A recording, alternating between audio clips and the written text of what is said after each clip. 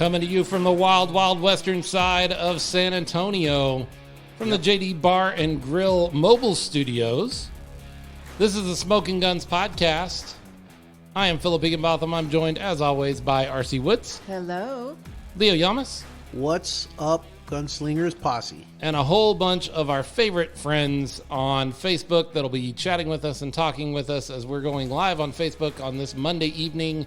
If you're hearing this on Wednesday, thank you for downloading and listening to the show. We did do this live on Facebook on Monday night, but we're glad you're listening, and there's going to be lots of information that you can take away from this. But feel free to join us. We every so often jump on Wednesday or on Monday nights and spend some time live with folks. And since we had a week off, we decided we would do a live episode this week. Right, like a bye week. Kind of make it up. Yeah, we took a week off last week. We were all down. My voice was trashed on Tuesday. RC had oral surgery on Monday. Good. She didn't even get to make it to the game last Monday night. And I was hoping I could. So talking 3 straight hours it was rough about, something we all love in football. It's really, people should try it because it's a blast. You're going to hear a fourth member of our broadcast, our podcast crew today. That is the new puppy. Aww. Yeah. If you guys can hear that, I have a new puppy and he's not happy that he is sequestered right now. Yeah. He can't hang out with us and play with us and have a great time. So he's not super excited about that, but you're going to hear him. You're going to hear from him. Him, yes. What's his name? Yeah, what is his name? Archie. I say with a question mark. His name initially was Zeke.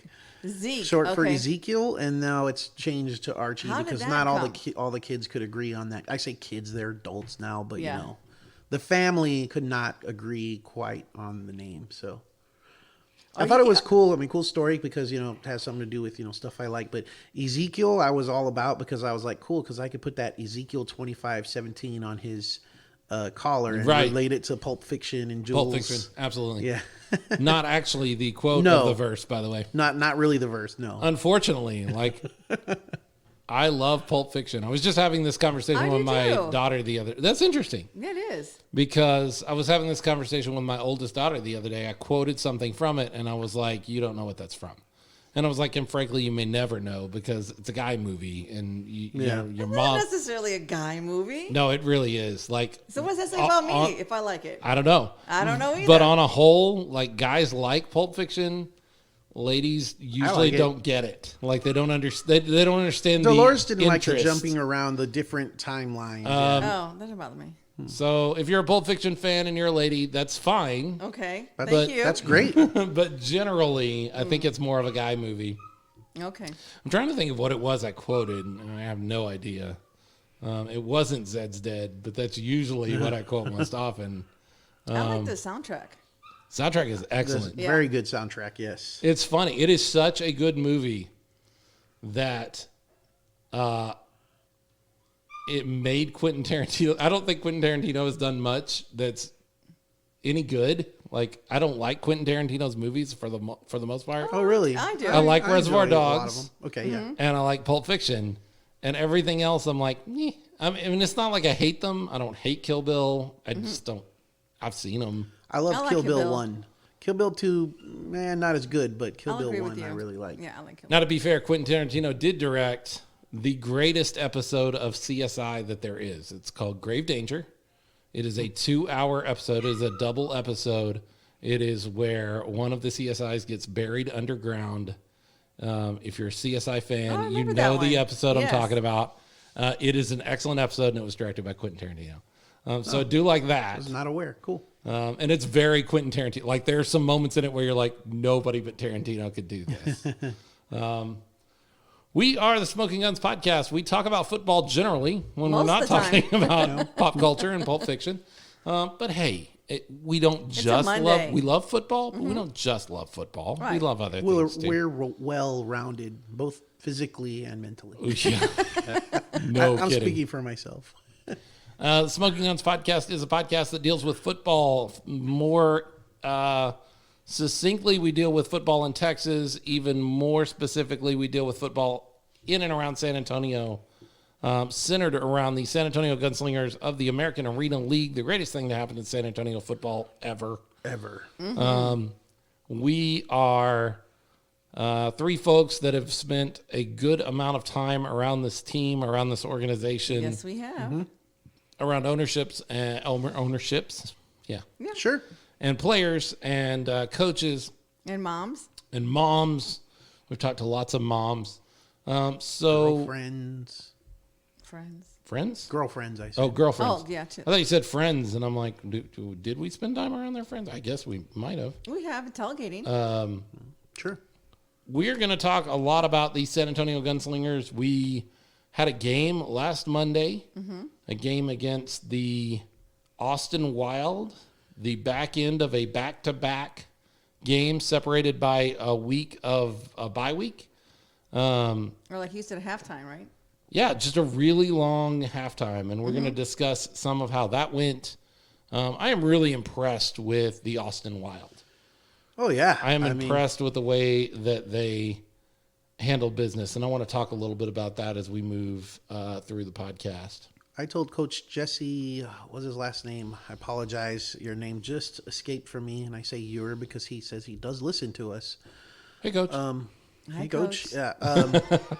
I told him after the game. From Wild or from ours? No, from the Wild. From the Wild. Yeah, definitely the best 0-2 team, in the AL right now because I don't think I think both the Gunslingers and the Wild they're just glad to not be facing each other anytime soon. Yeah, I think They're that's done with true. That, yeah. They battled. And we can start right there. I mean, we can start by talking about that game and how things went for both teams on Monday night, because it was interesting. We talked a lot 2 weeks ago when we had our last episode about how it was a long sort of halftime period. Teams would be able to make lots of adjustments. Leo, what kind of adjustments do you think you saw from Austin specifically, or did you? Well, I think, for sure they continued with the Max Protect package because they knew they had to get their quarterback protection right more than they did in the first half of that first game. That was key. You changed hats. When I walked in today, you were wearing the same hat as me. Now you're wearing the other hat. You changed hats. I'm sorry. Did you? I did. I'm going to derail for a second and go, what's that all about? Like, why did you, you just couldn't be wearing the same hat as me? Is that the deal? I saw you had that hat and RC had the podcast hat, which are both like the same brand and the same style of hat. Right. And I was like, if I have a third hat, I just kind of wanted to mix it up. So I actually changed my hat for that specific reason to kind of mix it up. And none of you guys are wearing like T-shirts, and I'm the only one wearing the podcast T-shirt. Well, we don't have podcast. I don't have a cool airbrush. Oh, this is the podcast T-shirt like that. Sorry. I do have a podcast special. T-shirt, but it needs to be washed. Well, sometimes we wear like on the same day. We certainly by have. accident. I don't know how that happens, but so the Wild. You're right. They did still keep that Max Protect package, and I think they understood, as anybody who would watch that first game, how much of a difference that made for their quarterback, Nate Robinson. No, not Nate Robinson. Carl Robinson. Carl Robinson. Nate Robinson used to play for the New York Knicks, I believe. Big difference. Yeah, different guy. I think it's a different guy. He pronounces his first name very differently. Carl Robinson, that provided him a lot more time to work in the second half of their first game together. And they very nearly came back in that game. They took a 20-point lead at half. They diminished the Gunslingers' 20-point halftime lead down to 2 points at one point in that first game. That's a large task in arena football. It is. Yes. Yeah. It is. It means your defense is playing well, and your defense is going to feed off of your offense when your offense is doing well. Your defense is giving you opportunities.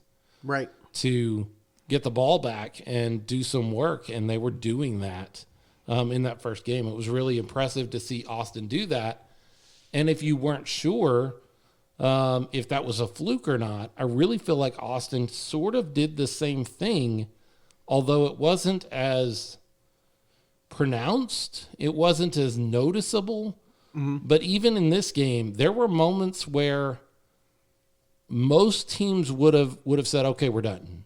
Like, we're just not going to win this game against the Gunslingers. And Austin never did that. They never gave up. All the way down to the final gun. Exactly. They just never did that. They never gave up. Right.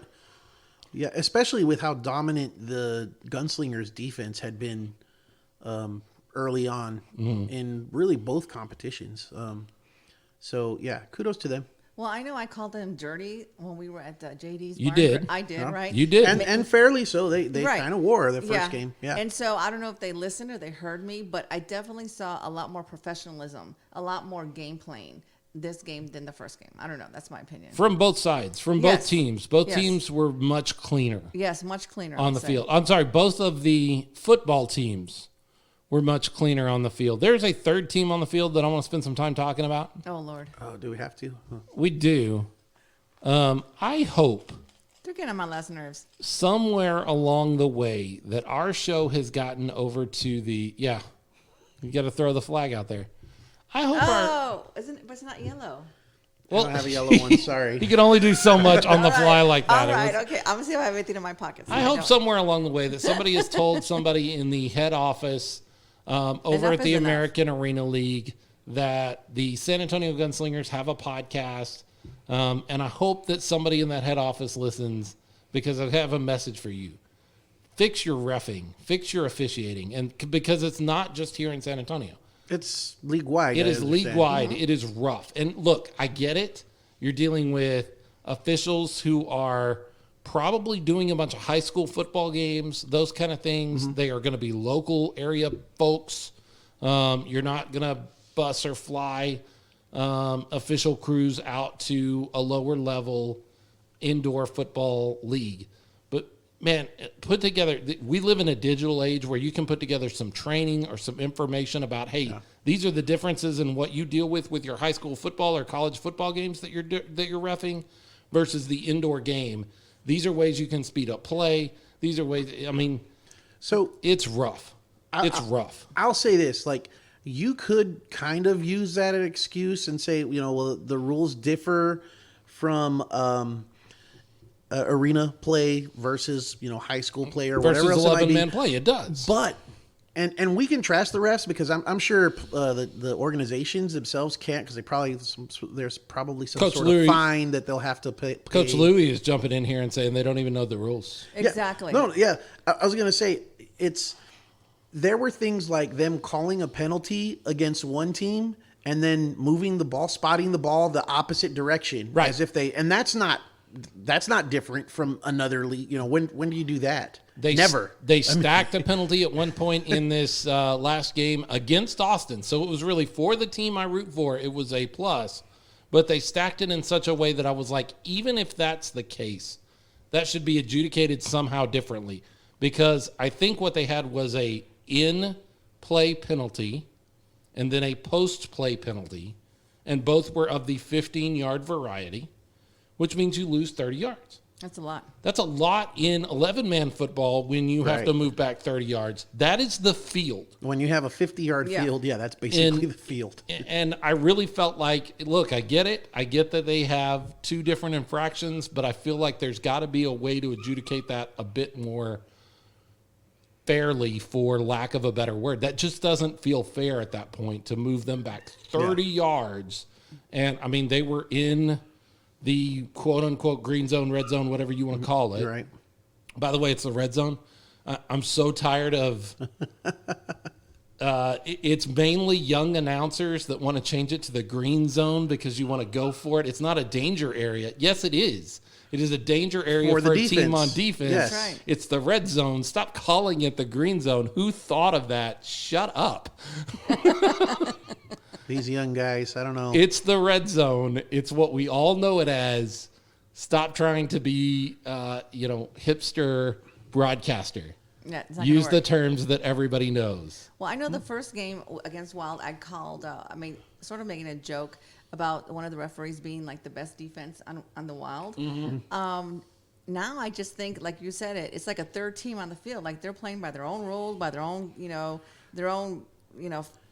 They had some sort of game going on. They had some It was, game going on. But it was not the game we were watching. They still take too long when they get together, trying to decide what they're going to do. See, and this is my big argument. Yeah. This is my big problem.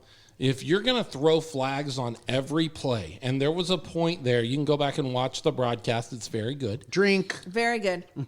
You can go back and watch the broadcast of this last game against Austin. Are we playing a drinking game? You didn't hear that? No, tell me about the drinking game. Okay, so somebody, not us, we didn't set this up. We did end up egging it on a little bit. Okay. But somebody early on, the first quarter or so, came up with a drinking game that every time the referees threw a flag, you had to drink. Oh my God. Yeah, so they were and doing we were that like, please be careful. You'll be drunk within minutes. Please take care of yourself. Do not overindulge. And if you're playing that game, I'm not sure you can't. That's funny. I do not. If you're going to be throwing flags on every play, I have to be careful here because there is the game as it's played and within the rules, and we should always follow all the rules. But then there's an entertainment side to any sport where nobody paid to watch referees referee.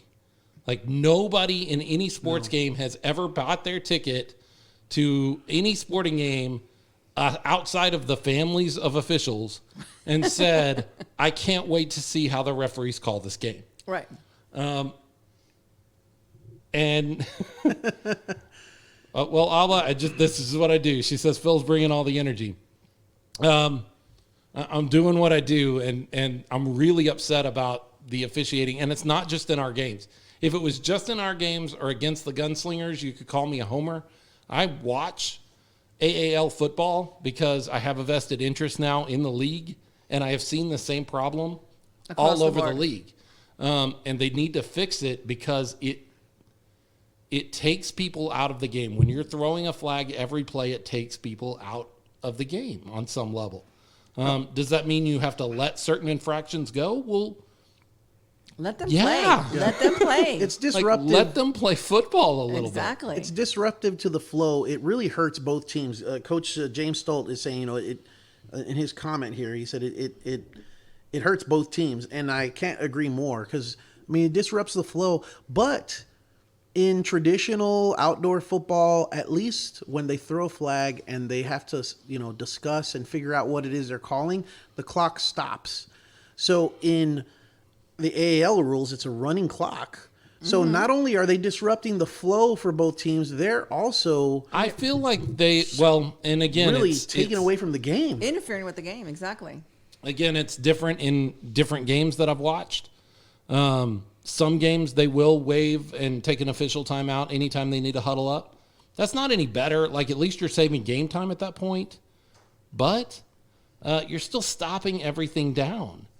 The reason people hate the NBA, the people that do, and I'm one of those people that's kind of out on the NBA. It's not my favorite thing to watch.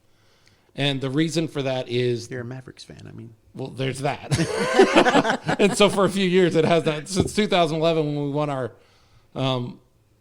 just shot in the dark championship that we never should have won, and I'll be first person to tell you there's no way that Maverick team should have beat that Heat team. We did. And I'll take it. Miracles do happen. They do. But a lot of people in the NBA don't like that stars specifically don't get penalties called against them. Mm-hmm. Right. But let me be really honest with you. If you watched an NBA game where they called every foul that actually occurred, you would turn it off in the first quarter. Yeah. You would not watch, because all you would watch is you would watch possession of the ball bounce back and forth on whistles for about 5 minutes, and then you would watch free throws. Mm-hmm. I mean, that would be because there is some sort of infraction happening on every play in the NBA. So somewhere you can say, well, stars get all the calls or don't get the calls put against them. Well, something has to give. Sports is entertainment, and it needs to be entertaining. And when you're throwing a flag on every single play, you are taking the entertainment out of the game. You're taking that element away.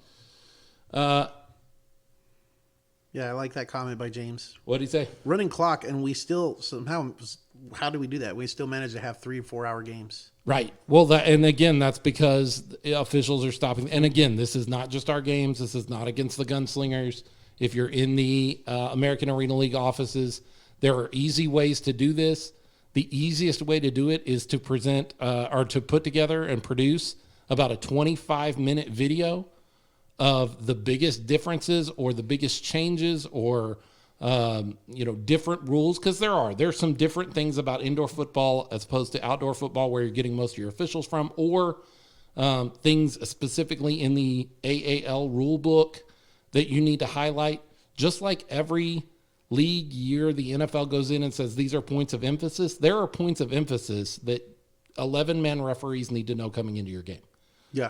And so all you have to do is produce a little 25 to 30-minute video and require your officials to sign off on that before you pay them. Right, that's true. I mean, before they officiate a game. Like a CEO. And at least they will have a little more information. I get that you can't hire full-time officials. I get that you're not hiring the best top-level NFL official. I get all of that. I understand that.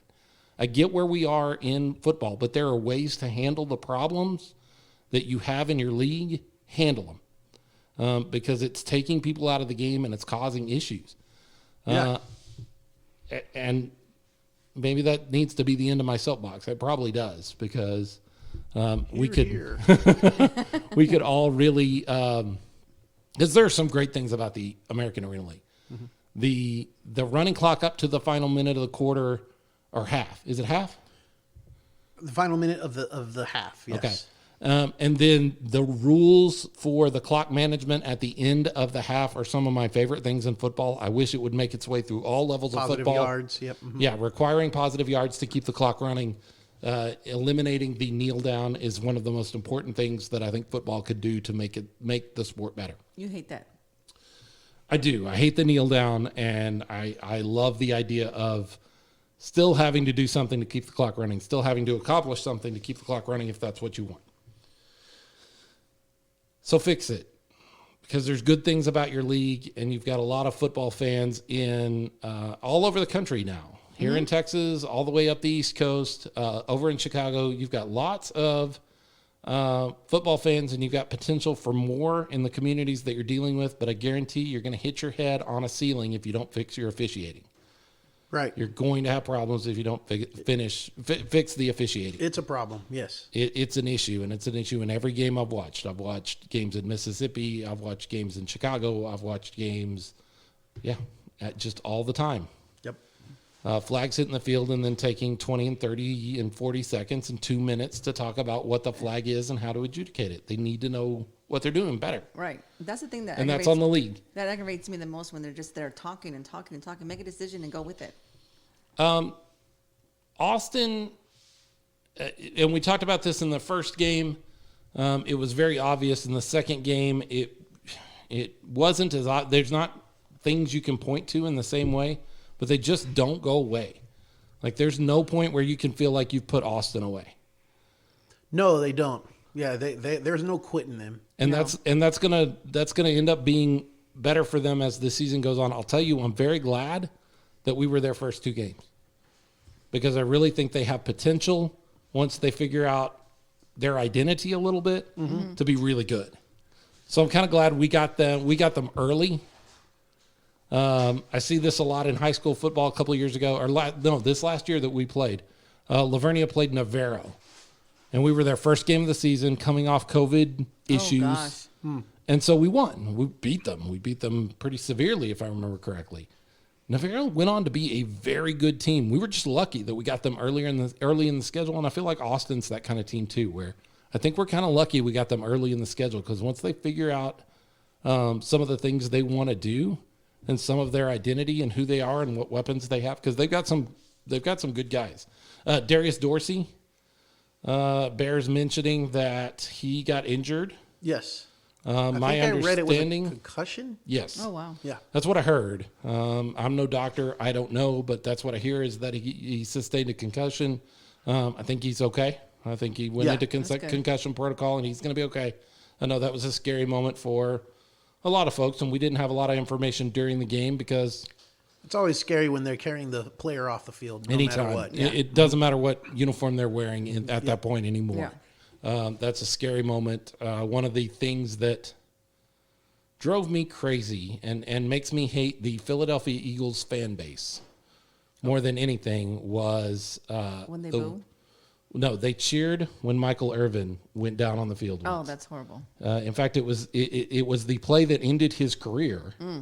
But he was laying on the field in Philadelphia, and Philadelphia Eagles fans cheered. And that's not okay. That's got nothing to do with football anymore. Classless. Yeah, that's got nothing to do with football anymore. Hey, Jeremy, what's up? Jeremy Knox checking in. What's up, Jeremy? Now the Wild is considered they're considered a travel team, right? And it's just because they don't have a home field. That's correct. They don't have a place to play there in Austin this season because of COVID restrictions and. But weren't they a travel team last year also? I have no idea. Oh, okay. Couldn't tell you. Okay. So let's do this. Let's take a break here. We're going to take care of our sponsors. We're going to get a drink, and we'll stay here on Facebook Live for a minute and talk to you guys. But we're going to take a break. We'll be right back after this, and then we want to talk a little bit about the upcoming game because there's a big game coming up. Actually, the enemy. Let's hold that off. Let's wait for the third Okay. to do that one. Let's talk about some around the AAL kind of stuff, although we kind of already started there because I think I had something to say about the officials. Did I say that yet? The soapbox? I think that was most of the first segment. We'll be right back after this. Smokin Gunz Podcast. Stick with us. Smokin Gunz Podcast is excited to partner with JD's Bar and Grill. We got out there a couple of weeks ago. Yeah. Spent some time there, recorded an episode there. Had fun. Lots of fun. Had a blast. You can go listen to that episode right now. It's the last one on the page. The one just before this, if you haven't gotten a chance. And once you hear that, then you need to go out to JD's Bar and Grill. Sure do. Get you some drinks. Nice get you drinks. some food. Enjoy your time at JD's Bar and Grill. JD's Sports Bar is what the sign says. They are at 2000 Southeast Loop 410, Suite 101. They're in the... they're at the Rigsby exit of 410. Yep. On the Walmart side of the... Right next to the security service Federal Credit Union. Right across the street. Yeah, right next to or across from security services. There's a Dollar Tree over there. There's a bunch of stuff. You'll find it. If you're looking for it and you know what you're doing, you'll find it because they're right there on the end, right next to 410. Yep. Great place. Plenty of parking. Plenty of parking. Nice big place. Tons of TVs so that you can watch your Major League Baseball game that you're wanting to watch. Or is there other sports going on? Oh, yeah, there's basketball going on right now, kind of, sort of. Yeah. The NBA going on. Lots of places for you to watch your favorite sports. They got pool tables. They got dart boards. They've got drink specials all the time, food specials. They have live music. Nice people there. Out there. Too. Great nice. people, great servers. Get out there. Tell them that you heard about it here on our show so that they know that their money's being well spent. That's right. And we'll try to do something again out there pretty soon. For sure. I loved it. JD's Bar and Grill, once again, 2000 Southeast Loop 410. That's a Rigsby exit, Suite 101. Go check out JD's Bar and Grill next time you need to wet your whistle and watch a Spurs game. That's right. And you're not going to go all the way into AT&T Center. That's right. Head over to JD's Bar and Grill and enjoy them. We are so happy to have them as sponsors of the show. Thank you. Somebody else has been a sponsor of the show for a long time since we really started. It's Chris and Sarah out at teardroppeppercompany.com. Chris made it out to the second Wild game. We got a chance to see him, and he had the baby with him. What's the baby's name? Carmela. Carmela. Cute. Really cute. He was pulling dad duty and selling teardrop pepper, teardrop pepperco sauce.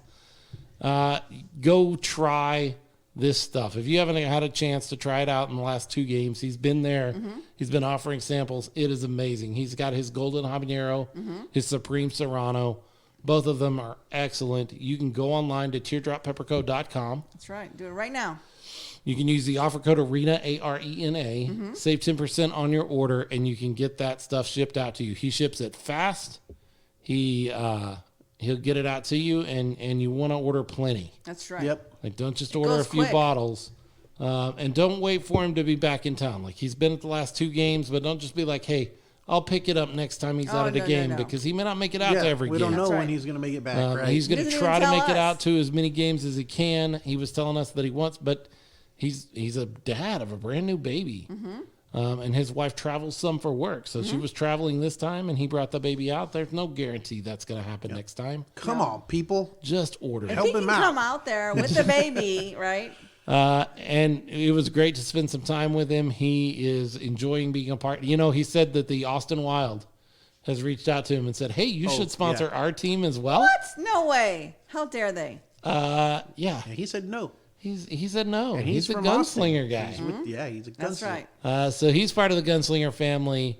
So we want to support him. And you know what? You can't go wrong ordering his stuff. I'm not asking you to buy a product just to support somebody that you're never going to use. You're going to use this stuff. You will enjoy it, yes. And he's involved. He comes to the game. Yeah, it's incredible. So go to teardroppepperco.com. Use the offer code ARENA. Save 10%. Follow them on the social media so that you can. He was telling us about another flavor he's already working on. Another one coming up. Already working on a third flavor. A new dad, and he's already working on a third one? For those wow. that He is really working through, my understanding from what he said is he's working through all of the, because you got to have everything approved. To be able to sell it and to be able to make money on it, it's got to be approved through certain channels. He's working on doing that right now. And so a third, and you're going to want to know when that happens. So follow him at Teardrop Pepper Co. on all the social medias, Instagram, Facebook, and Twitter. And then go to teardroppepperco.com, order your stuff, and put it on everything. Everything. He'll make some more.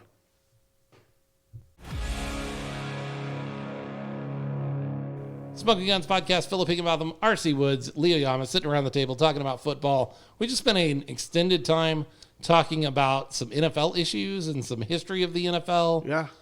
Greatest players. And we talked about Peyton Manning and Barry Sanders and the Bears. Emmitt Smith. If you want that conversation, if you're listening to this on the podcast feed and you're like, wait, I want to hear that conversation, it's on our Facebook page.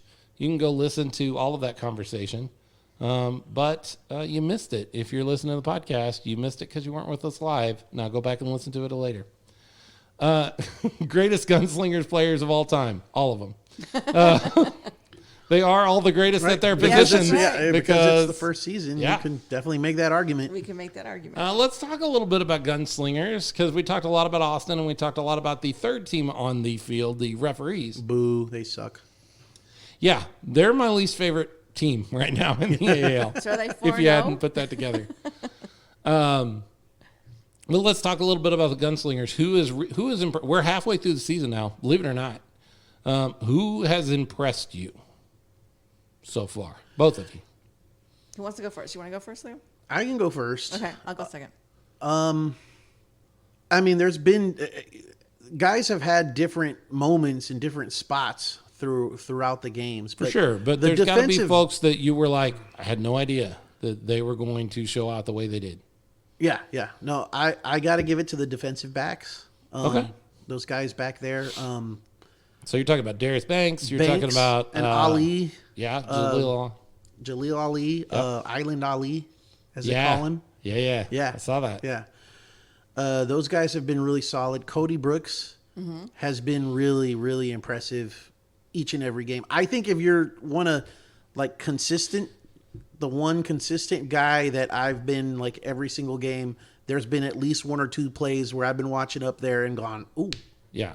It was Cody Brooks. Yeah, if number plays. 8, remind me, like you've watched just as much Gunslingers football as I have. If 8 gets a hand on you as a quarterback, you're going down, right? Like nobody slipped his grip, for sure. have they? Not that I can recall. Yeah, no. I don't remember any. Like if he gets his hands on you, you're coming down. You're going down. You need to get rid of that ball because you're about to go down. Yeah, for sure. So for sure, there it is again. There you go.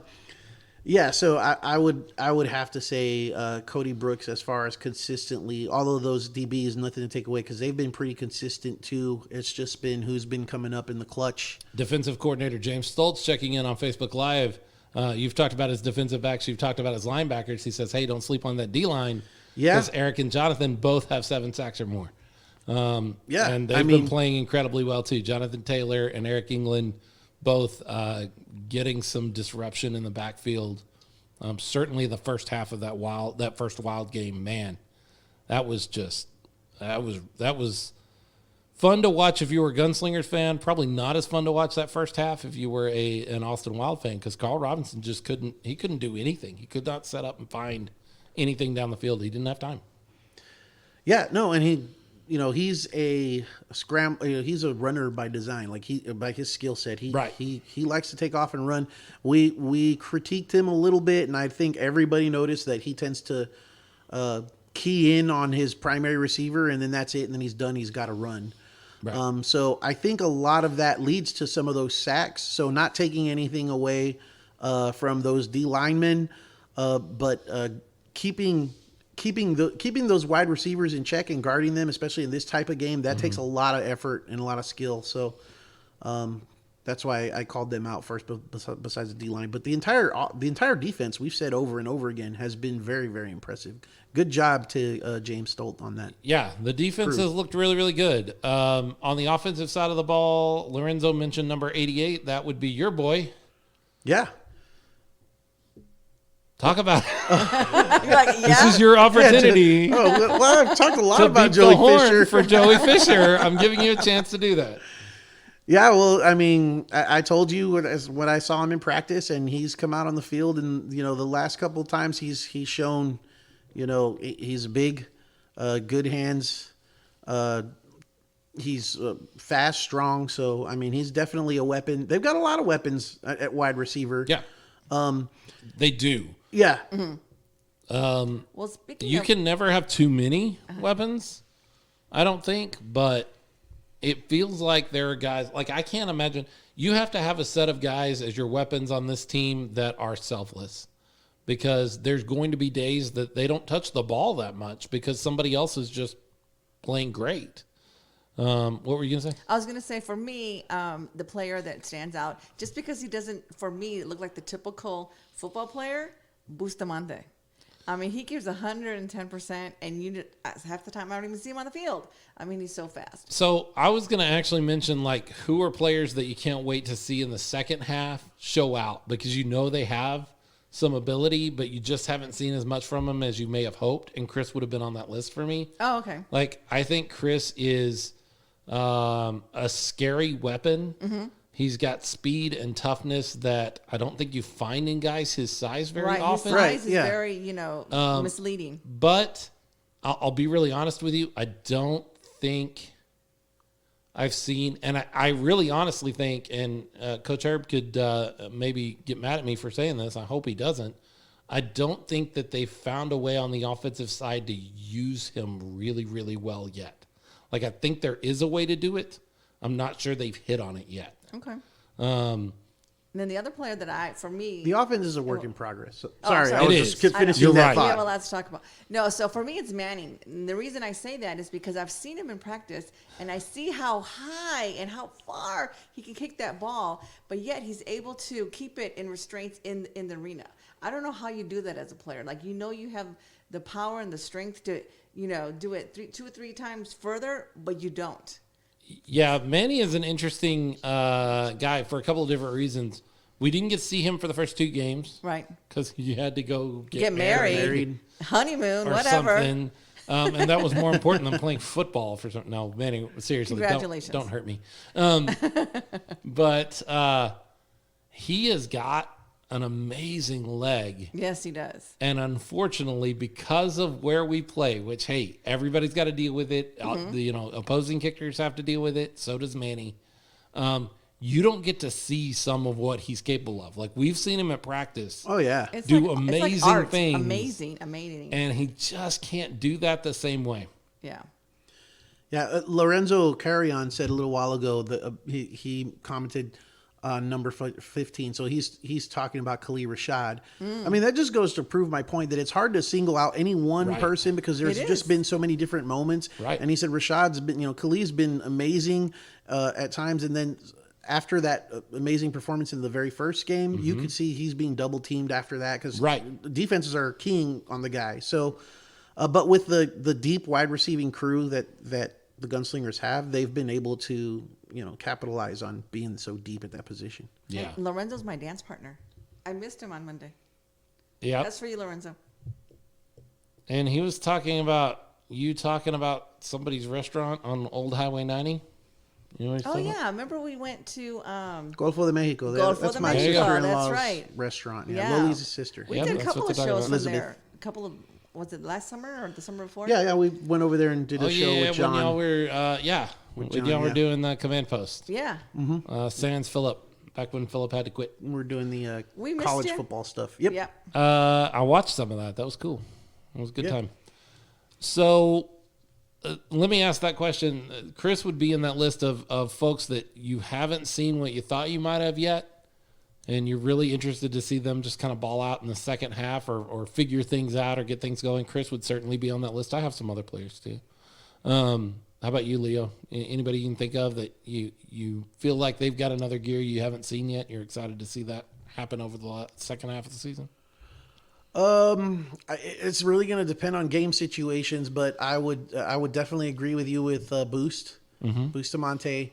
I'm going to pull the same guy again and say Joey Fisher, because I don't think he's being used as much as he can be used because of the skill set that he has. And then I would say fullback. His name is escaping me right now. Yeah, Callaway Lee. Definitely can be used a little more down the stretch, wear down some defenses. I see why he's not used more, though, in this type of game arena, arena football, but... So much is going on right at the line, and you only have 3 to 4 people in that area. It's such a small area anyway. It's hard to find a hole to run through, some of those kind of things. Did we already talk about J.B. Butler? We haven't. You can. Yeah, I like him too. I have to mention, Hector brought up a good one, Cam Johnson. Yes. Oh, yes. Yeah. Cam's been quiet, and we know what he's capable of. We've seen it. Yes, we have in practice. Just not during game time, so I'm really interested to see. I'll tell you, I am interested to see how things finish. Well, then put him on that side of the ball, James. James says Callaway has an amazing pass rush. Well, they have, and the time they've put him in there, he's been effective, yes, for sure. What I love about Callaway Lee is one guy's not going to bring him down. Like, when he carries the ball, it's going to take a couple of guys, at the very least, to bring him down. He does not go down on the first hit, and I love that. There's a lot of great guys. I really would like to see how the second half of this season works out for David Oliveira. Because I'm going to be really honest with you, David, and I know you listen, and I hope I don't tick you off. You had a rough first game. You looked really good in the next 2 games. You've regressed in these 2 games against Austin. And maybe that's the Austin defense. Maybe they had something figured out. Maybe, I don't know what it was. And anybody that was expecting, just him to get better and better and better and better all the time, that'd be great. But that's not usually how anybody works. Usually you have periods of getting better and regression. And he's done what he needs to do to win the games, and that's the most important thing. But I'm really interested to see everything just kind of click for him. It was starting to do that in Mississippi. I think Mississippi was his best game. The offense was really out of sync at points in this last game, especially in the second half. I mean, there were times where you could see there was some confusion pre-snap while they're lining up. I mean, there were arguments between Coach Q and Cheeto, on that one play, and there just seemed really out of sync. That some of that goes on the quarterback's shoulders, but not all of it. I mean, maybe if somebody wants to chime in and has a little, inside information on why the offense just seemed a little bit off. But I do see why you would say what you're saying and why people would. I'm not going to disagree that. He didn't have his best game the last game, talking about David Olvera still. Right. I had a conversation with Jonas actually about David. Mm-hmm. Oh, really? And it made me think about our show where we were talking about and comparing quarterbacks to like what their game would be. Right. Because he's the Brad Johnson. Yeah, he was the Brad Johnson, which he didn't like.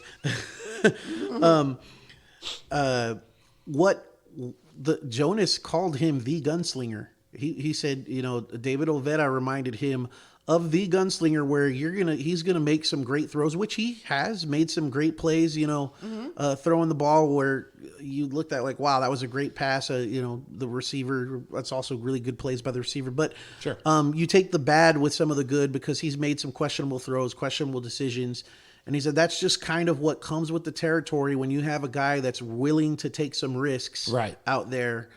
And I couldn't disagree with that. Well, and I saw some things in the game, and maybe I'm wrong. Like, the coaches can tell me, they will. They're not afraid to tell me anything.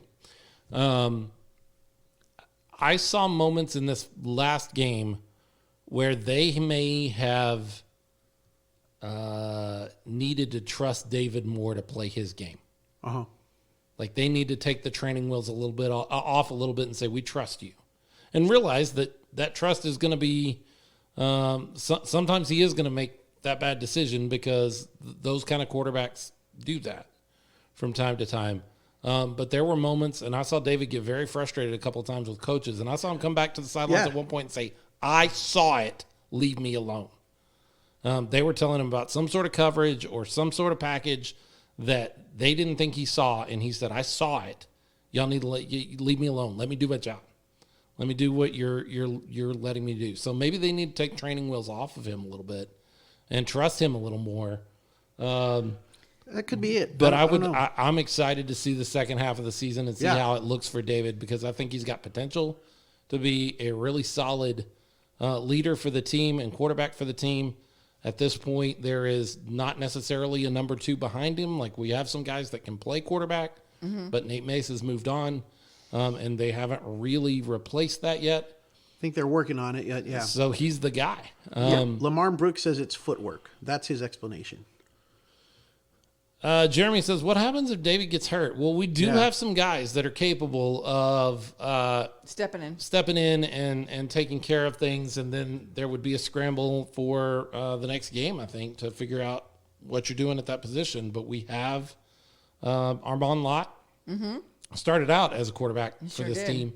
And then the other receiver that has some quarterback experience is... I don't recall. Oh, he had the big game in Mississippi. Number 9. Can't think of his name right. Nico Thomas. Yeah, okay. Nico Thomas has some time at quarterback too. Now, I've noticed that Patrick Hart is watching, but he hasn't made any more comments. So, Patrick, if you're listening, watching, make a comment. Coach Q says, I will say I trust David to back him. Good. Yeah, great. Good. Make sure he knows that, because I saw some frustration. And, I mean, I'm just sitting up right over your guys' shoulders. So I'm seeing what I'm seeing, and maybe I'm seeing things wrong. But it felt like he felt a little frustrated and maybe felt like you guys didn't trust him a whole bunch. So make sure he knows that you trust him and that it's he's the leader. Well, like I said, they were definitely out of sync. There was something going on, and it was mental. It was pre-snap. You could see it. And that gets under people's skin, and it could lead to, what you saw, that type of exchange. Right. Passionate guys that yell on the sideline, I got nothing wrong with that. Like, there's a point where I will have a problem with that, but I got no issue with guys that are passionate or excited about playing football or passionate about what they're doing in their job. In fact, I like those guys a lot better than the quiet guys. Not that there's anything wrong with the quiet guys. They're just different, but I like seeing that passion. I'm really excited to see what David's going to do going forward through the rest of the season. Yeah, like we said, it's a work in progress.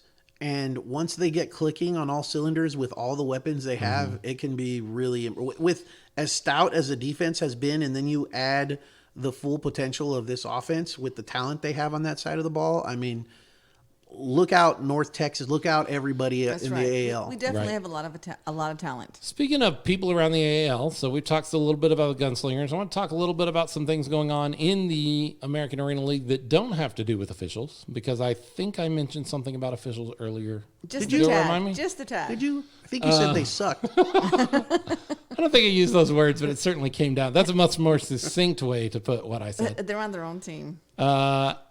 Let's talk a little bit about some things that went on in the AAL that you may not be aware of. If you watch a broadcast, we mentioned it, but I really want to kind of drill down on a little bit and maybe get some of you guys on Facebook Live's opinions on this too. The 2 nights before we played Austin the second time, was it 2 nights? No, it was the night before. The night before. On Sunday night. Sunday night. The West Texas Buccaneers travel out to Fort Worth to play the North Texas Bulls. They got a red field out there, which congratulations. I love the fact that you have a field that you're proud of, and it's a good-looking field. I hate weird colored turf.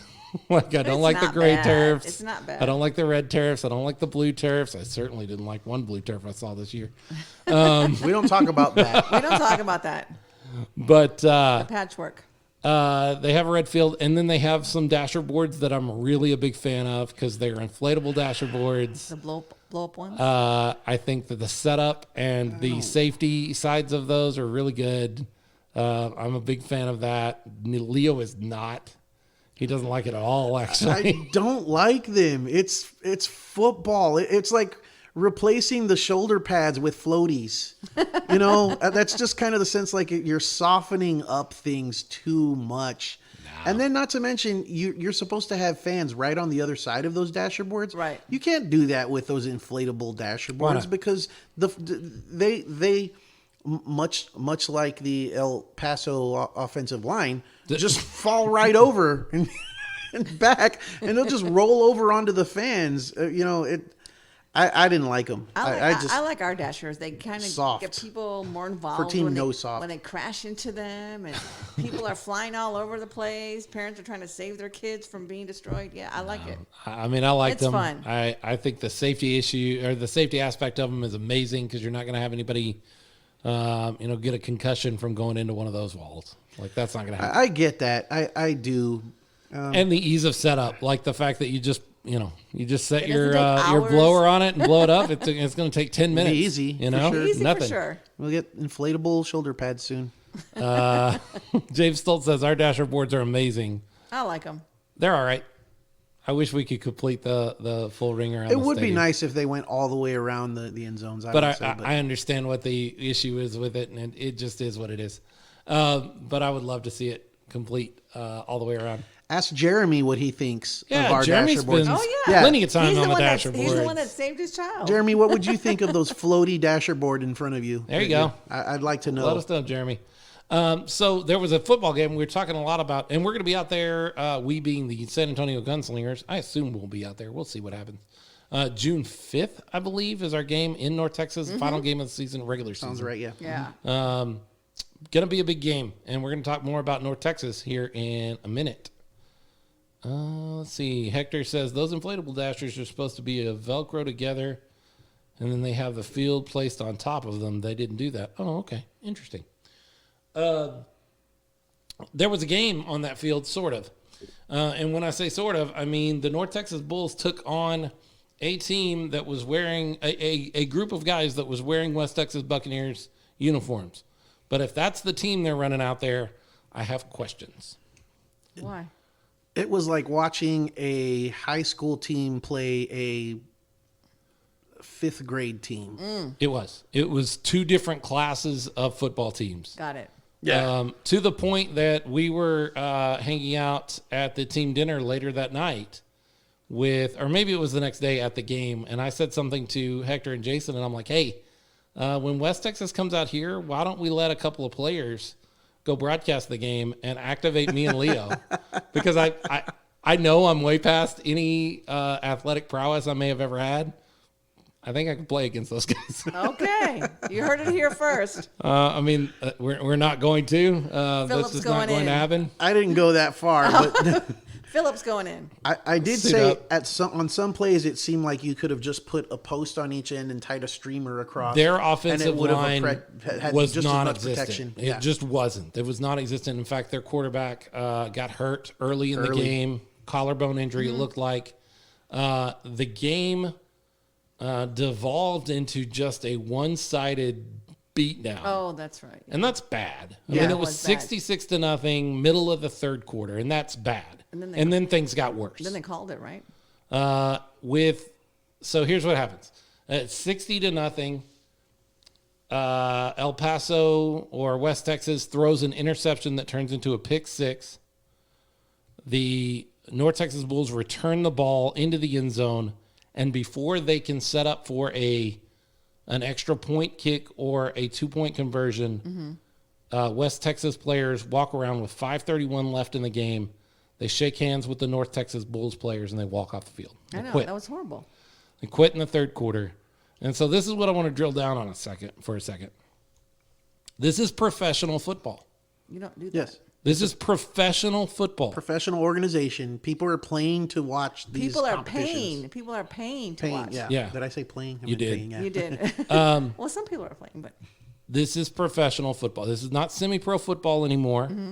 This is not Madden with your big brother who is beating you all over the field, and so you hit the reset button and turn off the system. That's not the way this is done. If you're getting beat 66-0 in the third quarter, guess what? Your job at that point is to keep them under 100, but you keep playing the game. right. You don't stop in the third quarter of a football game. That's ridiculous. Yeah, I think they cited concern about further injuries or something, and I get that. But I don't. But that's not anybody's fault but your own fault. You brought a team that wasn't ready to play. They weren't prepared. Yeah. So and at some point, the other team should let off a little bit. Maybe, No, although I don't that's not think my so. job. I don't My think job so. is not to stop my team. True. Your job is to stop my team. So maybe you start putting in your backups, your second string, but you keep going. And at that point, I think North Texas was smelling blood in the water and was going to go try to get that 100. They may Good have. on maybe. them. Like, They may have. go for it. Yeah, for sure. Because it was within, I'm going to tell you it was possible. Oh yeah, It was possible. It could have happened. I agree. But to quit, to walk off the field, and all of this is behind another incident that I don't know that you can really blame them for. North Texas drove all the way out to West Texas a few weeks ago to have a football game. They arrived at the facility, and the facility was not playable. There were some safety issues that had nothing to do with the field necessarily. It was actually some posts that were just outside of the field. But if a player got tackled into dasher boards, he could have Hurt himself. ultimately come in contact with a looked like a 5 or 6 inch around steel post. Yeah. Yes. And you're talking about serious injury at that point, so it was deemed unplayable. What the beams of the roof are being supported by in the Rose Palace, Right. That's what comes down right on the side where the dasher boards are in that venue. But that is what it is. I mean, it sucks to have a team drive 10 hours or 8 hours or whatever it was out to El Paso and not be able to play a game. That's rough. It's more than that. But on the other side of that, to walk off the field in the third quarter, somebody said it best. When I told them the story about what happened, they said, that's exactly what used to happen when my big brother was beating me too bad on Madden and I just hit the reset button. Yeah. Yeah. Like, that's Very what that is. childish. I quit because you're beating me too bad. And to do it when it's not like they waited until the third quarter and they were down 75-0 and there's a whole fourth quarter left to play. At that point, I kind of get like, hey, we're going to be done here. When they return a pick six on you and you don't even let them kick an extra point or go for two, that's pouting. That's not we concede the game. That's pouting. Taking my ball and I'm going home. Yeah, that's exactly what that is. Yeah. I hope we've done a lot of talking. I've done a lot of talking at the league today. I hope there was some sort of ramification They should have been fined for for that. West Texas based on that. And we are supposed to go out and play them in a couple of weeks. And I'll be really honest with you. I don't know. I don't know that that's going to happen. I mean, think about it. That was their first game Right. because of the whole, venue issue. And they got spanked and then quit. So now they have to come back home and give fans a reason to pay money to come out and see their next game. Well, and, I wouldn't pay for that. and if you're a fan of that team, how do you pay your money to go watch that team? If you're a player on that team, how do you show up and give your all in practice? You're all being Right. what it is. I'm sure there's all kinds of turmoil and problems going on right now. I mean, there's a lot wrong with that quote unquote franchise, but to quit that's unconscionable to me. Like all the other issues, bringing a team that wasn't prepared, look, North Texas is really good. We're going to talk about them in the next segment a lot. They're a really good football team, and sometimes a really good football team and a really bad football team make for a really lousy game, and that's what we were kind of seeing. Yeah. But it's professional football. You don't get to walk off the field just because you're not having a good time anymore. You take your lumps, and if you get beat by 100, you get beat by 100. That's just the way it is. I was pretty frustrated. I was, the more I think about it and the more I've thought about it, it was funny at first. And then I really started getting upset about it. I told Jason and Hector that night when I found out what had happened, because I drove over to the team dinner. I said, look, if we drive somewhere 8 hours and get beat 66-0, I'm not going to be happy.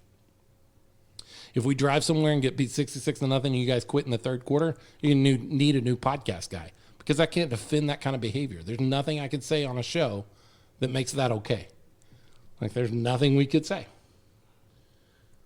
Right.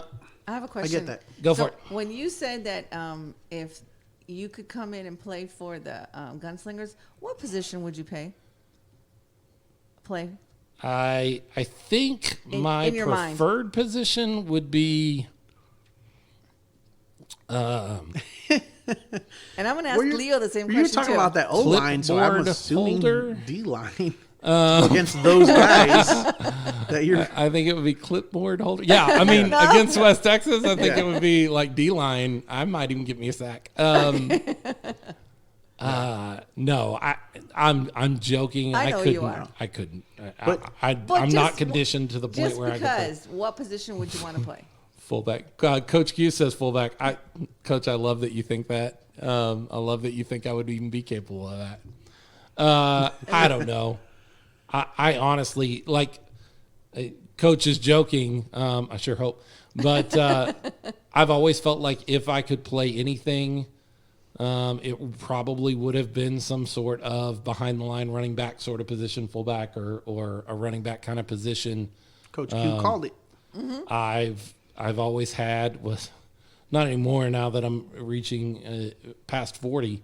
But I used to have a really good balance. Like, balance and being able to stay up is something you need as a running back, because sometimes you're not always running in an upright position, but you still got to keep moving forward and you can't go down. And I've always had a little bit of a capability, at least until now that I'm 40, I don't know how that would work out. But that's about, I don't know. Okay. How about you, Leo? Hold on. Why do we ask? I didn't say it. I did not make that statement. But if you could play for the Gunslingers, what position would you play?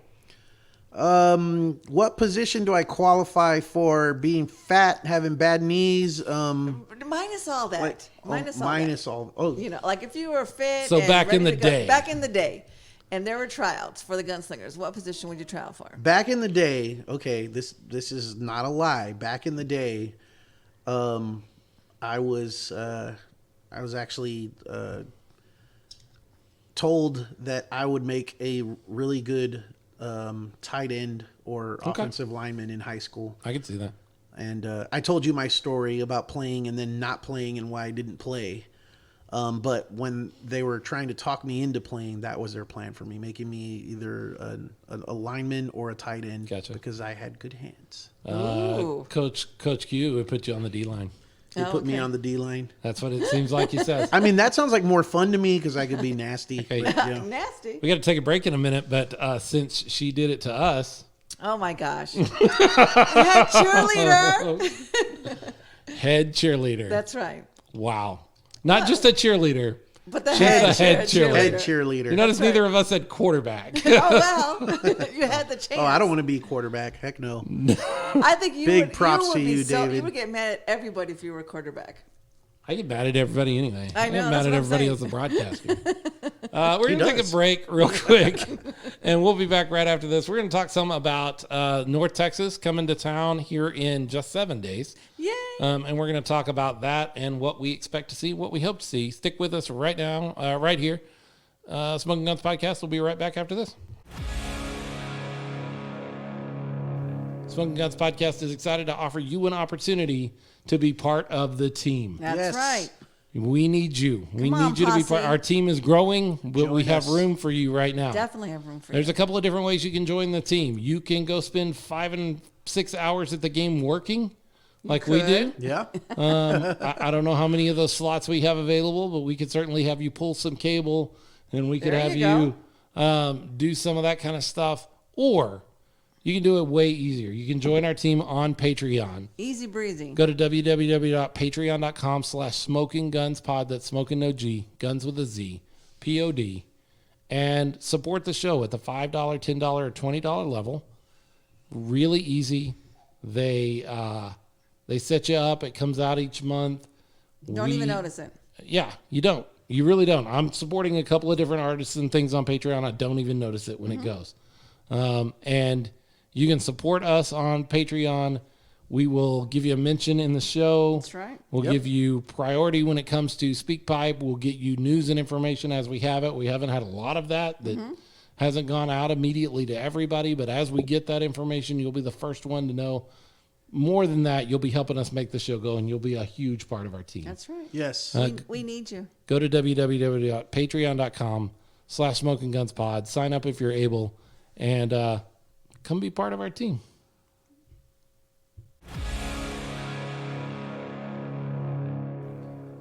Smokin Gunz Podcast, Philip Ingham, Leo Yamas, RC Woods, sitting around the table talking about AAL football and the Gunslingers. We talked a little bit about West Texas and North Texas, and we're going to talk some more about North Texas in a minute. I did want to talk about our friends out in Mississippi. We're going to see them one more time. We've been out there. We played them. We beat them. Just for, let's be factual. We won. They've done pretty well since then. They have. Yeah. They're playing pretty good football. However, they didn't get to play a game this week. They were set up to play the Tampa Tornadoes. Tampa was coming into Mississippi. Yep. Tampa got COVID. Yep. Apparently, just like the whole team. I don't know. I don't know how that happened. Yeah, multiple players. That's the most information. And so they had to cancel the game. At the same time. Which is what it is. We live in a COVID world. We've had this conversation on the show. Right. Over But and over again. But they canceled the game with about 2 hours before That's game ridiculous. time. a little less. That's very inconsiderate. That was rough because they've got Expenses, time. Yeah, I mean they've got people heading their way to the facility to watch a game at that point. And I don't want to be too harsh because look, we bet that. Oh yeah, they're great people. I liked the organization for the Yeah, most part. that organization. I can't say anything negative other than the name they chose because I just don't like the name. Don't like the Raiders. But Not a our big fan of the experience disco there ball helmet either. was top notch. They were more than welcoming. They were very nice people. But at this level, and I know this doesn't make a lot of people feel any better, and I know it doesn't really excuse being that late to announce canceling the game. But at this level, we talk about all the time. We talk about the Gunslingers ownership not being, millionaires. Right, for sure. They're working class, blue collar, people just like us. They are. And that goes the same for a lot of the organizations, if not all of them in the AAL. And that's I would, from what I know, I think that's the case here in this. I would imagine so. This organization as well, and taking a financial hit of losing even just a game, that'd be big. I mean, it's a big thing. You could ask Hector or Jason and say, hey, if just one of your games didn't happen. In fact, I know there's some concern about, we talked in the last segment about West Texas and whether they're even going to continue on. Right. Because there's a rumor out there that they may be done. Yeah. They may have to just, I think they probably ought to be, but waylay the rest of the season. And in that case, I will tell you right now, Gunslingers fans, don't stress right now about that home game that West Texas was supposed to come here, because they're looking to fill that spot with somebody because they can't take that hit. And right. Mississippi was in the same boat, I feel like, where they can't take that hit, and they were trying to put something together. Yeah, really hard. And I could understand why it would take them that long, or why they're trying absolutely every possibility to try and make a game happen. For sure. But it's still difficult to accept that you do that all the way up until almost the last hour like that, and then have fans, especially visiting fans, coming from, traveling from other places. Yeah, that's rough. And my understanding is that the game was canceled based on what I saw, not postponed. So that will go as a forfeit win for Mississippi if they follow the same rules that they followed for the North Texas, West Texas game out in West Texas. So that's around the AAL and the folks that we deal with or will see We should see West Texas. We should see Mississippi coming into the Rose Palace. We will see the North Texas Bulls here in about 7 days. The enemy, the North Texas Bulls. This is a big game. Huge. This is a big game. People need to be there for this game. If there's any game so far this season to pack the Palace, this is it. Get butts in those seats. Tell everyone. I put a post out there. I said, tell your neighbors, tell your friends, tell your coworkers, and I mean it. Tell people. He's hitting the table, people. My gosh. He's literally pounding the table. I almost see like Philip over here. Right? I see 2 Philips. I mean, this is a huge game. It is. We really need your support. I'll be honest with you. I love our team. I love what we got going on. I will tell you that if we drop this game, the idea of winning the division is going to be tough. Really tough. In fact, I would say it may be out of our ability to do, unless something just really crazy happens. Winning the division, yes. Making the playoffs, not necessarily. So here's our understanding, and we are learning as we go. But our understanding is in the AL, 4 teams will make the playoffs. Right. I would assume that means 3 division winners and 1 wild card team who has the best record outside of those 3. Right. Mm-hmm. Which means you lose this game, and you're going to finish with at least 2 losses. So you've got to hope every other team in the AL has 2 or more losses. And then you're putting, I never like putting my playoff chances in other people's hands. That's true. Like I want to be in control. Control your own destiny. The way you do that is you beat North Texas on Monday night. That's right. That's going to be a tall order. Well, yes, but I will say this, and I think I said it on the broadcast. Some of you may have heard this already, but I mean, it's 100% true. The North Texas Bulls right now, everyone's touting as the best team, at least in the West Division. And some people have said the whole AAL. Right. I've heard a lot of Charlotte Thunder and the North Texas Bulls are the 2 best teams. Yeah. So they're 3-0, right? And They are. They're undefeated. Mm-hmm. They are. But let's look at what that undefeated is. Yes. It is a 14-point victory against San Antonio in weird conditions in both teams' first games. Right. Yes. They won the game. I'm not taking anything away from them. They won. They won that game, and they deserved to win that game. They played a good game. Their other 2 wins are a 6-0 forfeit against West Texas and a 66-0 win in the third quarter at West Texas because the team is just not on the same level as other AAL teams. That's what I'm saying. Their only real football experience was on March 13th against the San Antonio Gunslingers. And that team, that San Antonio Gunslingers team, is not the same team that we have now. No, not the same team. They've learned and spent a lot of time. So 3-0 looks really impressive. And a 66-0 win over any team looks really impressive. But I already saw, and I'm sure he listens to the show because they're waiting for me to give them more bulletin board material. And maybe I'm going to right here. I don't know. I saw one of the players out in North Texas say, put a hashtag up on some announcement about the game and said Bulls by 60.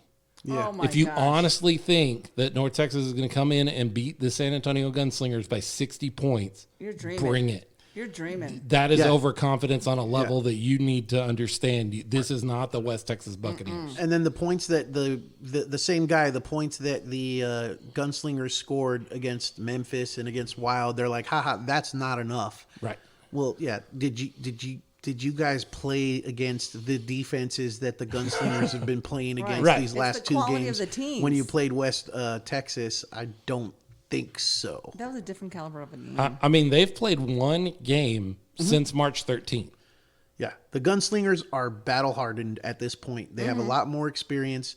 I would almost say, just outside looking in, I would prefer to be the Gunslingers 3-1 than the North Texas 3-0. Of course, that doesn't make any sense when you look at the standings. No, but, I mean, as far as the standings concerned,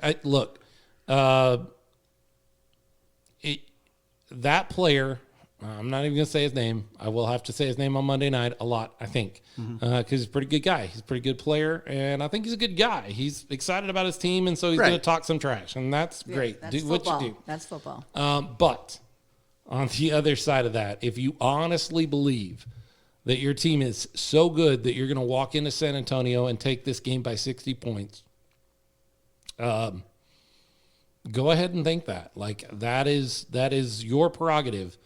But I got to tell you, I don't see that happening. Come on down here with that attitude. I love it. Yeah. Bring that attitude and overconfidence in here. That's right. Now, let's talk about what we know about North Texas, because we've seen them play live. We've seen them play another game, sort of, against the West Texas Buccaneers.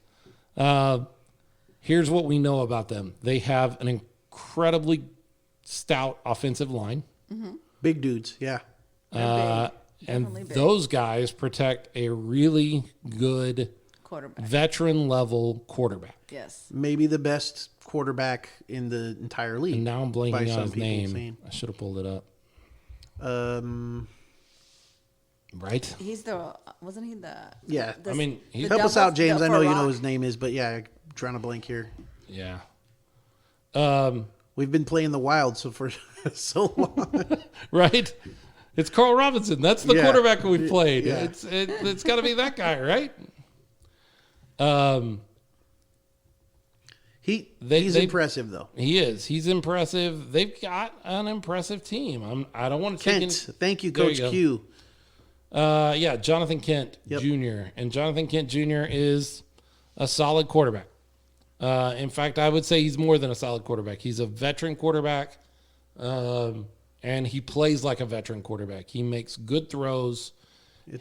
Robert Kent, by the way. Oh, Robert. Robert Kent. What did I say, Jonathan? You said Jonathan, yeah. I think Jonathan Kent is actually Clark's father in the Superman books. Yeah, You know, Jonathan Kent. That's where I'm getting that from. Martha's his mom. I know that. Because it's Why did you say that name? Why did you say that name? he does know how to throw that rock, James. He does. Yes. He does. He's an impressive quarterback, and his line gives him time to find the things he wants to do. And he knows how to read a defense. He does. So that is what the Gunslingers are going to be up against. But we've talked already during this show, one of the things that the Gunslingers have going for them is our defense is incredibly stout. Yes. And how do I want to say this? While there were some holes in the defensive backfield in our first game, the adjustments have been made to fix those. It's much improved, yes. Did I say that? Yeah, it was Yes. Good enough that I didn't hurt anybody's feelings or anything? Nobody's feelings got hurt. Okay. Because We're a couple, even if people's feelings are getting hurt, look, we're a couple of guys sitting here talking into microphones.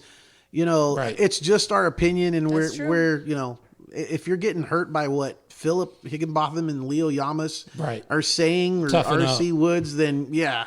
maybe you shouldn't be Seriously. playing professional football Exactly. if you're upset about So- what some people that sit behind microphones say about you.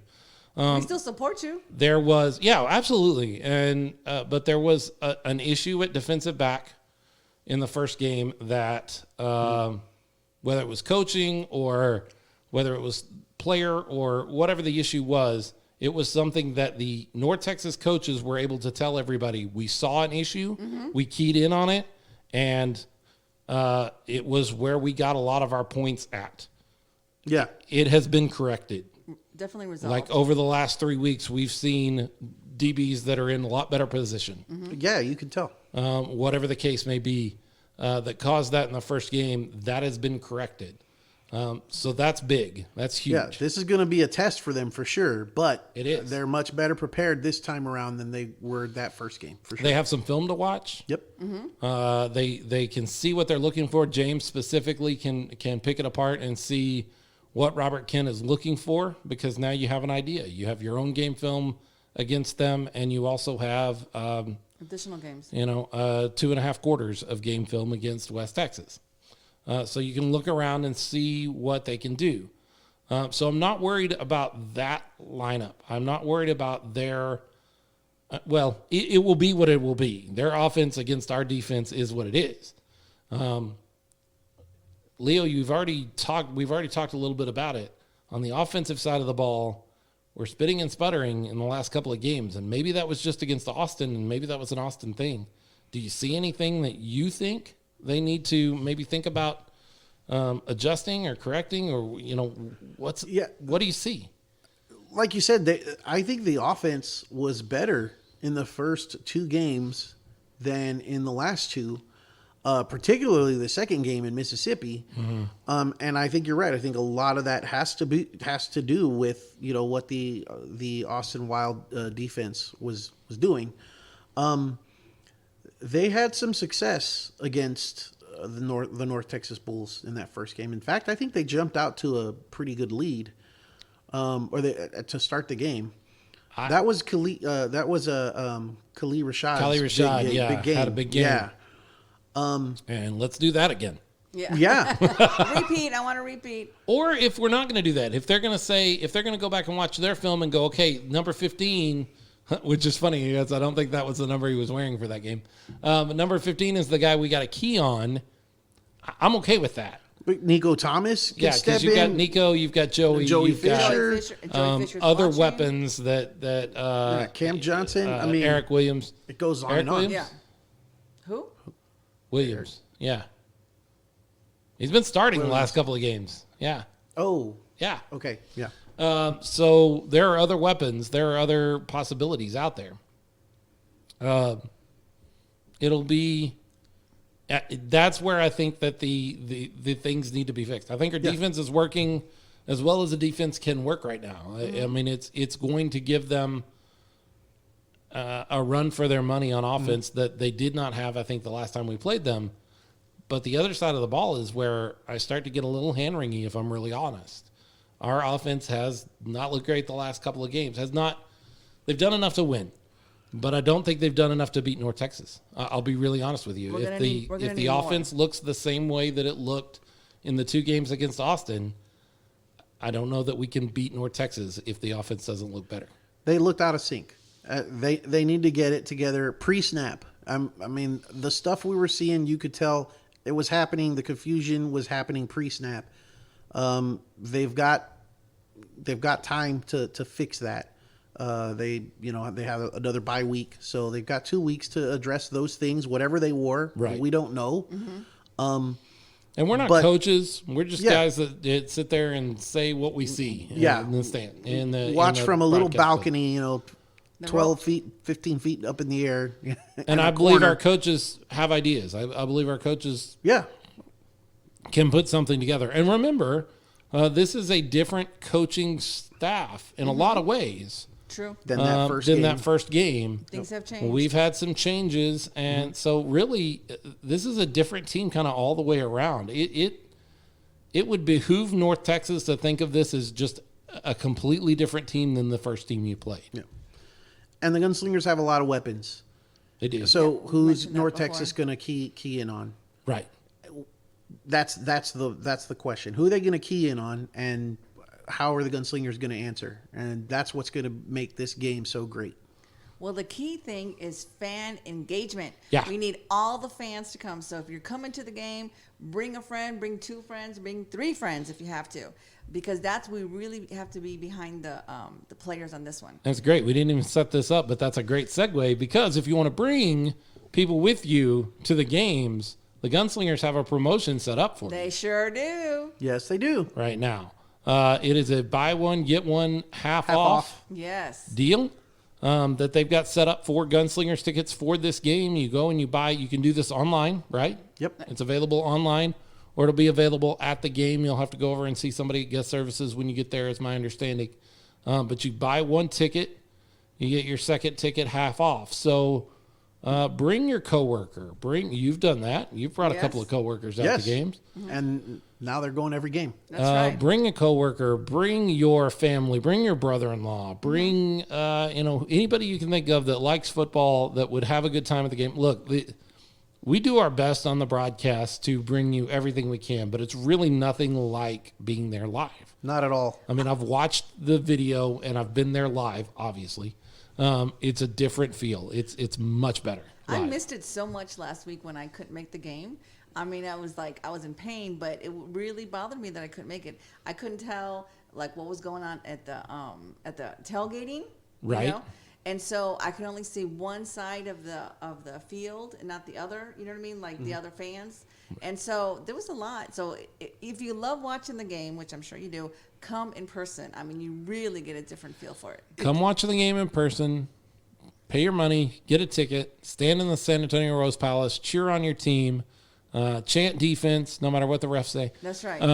All of those kind of things, and then shake your cowbell, and then go home later in the week and watch the broadcast. That's right. You can to catch up. Like it's still there. Yeah, it's an experience at the game. Like James Stoltz says, you know, he's a defensive coordinator of the San Antonio Gunslingers, and he says, "I love talking to fans. Please come, y'all make it amazing." He's coaching a game. But yet that's how close you are to the action. You're literally right there if you're on the dashboard seats in particular. For sure. Right there on the field where Coach James at any given moment, a break in play or whatever, can turn around and talk to fans and say something to fans, and it happens all the time. It's an interactive experience. It's interactive for the kids. They get the kids involved in different ways. They have the mascot out there. They have the 6 shooters, you know, moving around. It is a different experience from if you haven't been to one of these games yet. I promise you, it's not what you would expect. You're going to get there and it's going to blow your mind. And I'll tell you this: Roller's mom, Carrie White, I believe her name is. Yep. She made me a cowbell. Right. And so she said that the first game she had one, but every time she was shaking it, like her fingers would hurt. And so she put a big handle on it. Yeah, she had this huge handle. So I'm going to shake that cowbell. So them mamas out in. I'm telling you. Those mamas out in the boondocks that have sons that play football thought of that a few years ago or 10 or 15 years ago, putting that handle on that cowbell. I got one. It had the RC on it. They're loud. So we have great fans, let me tell you. Great moms supporting Jeremy the kids. Knox, who has spent 3 games on the Dasher boards, says he lost his voice at the last game. Ditto, Jeremy. I did too. I had some vocal issues at the last game.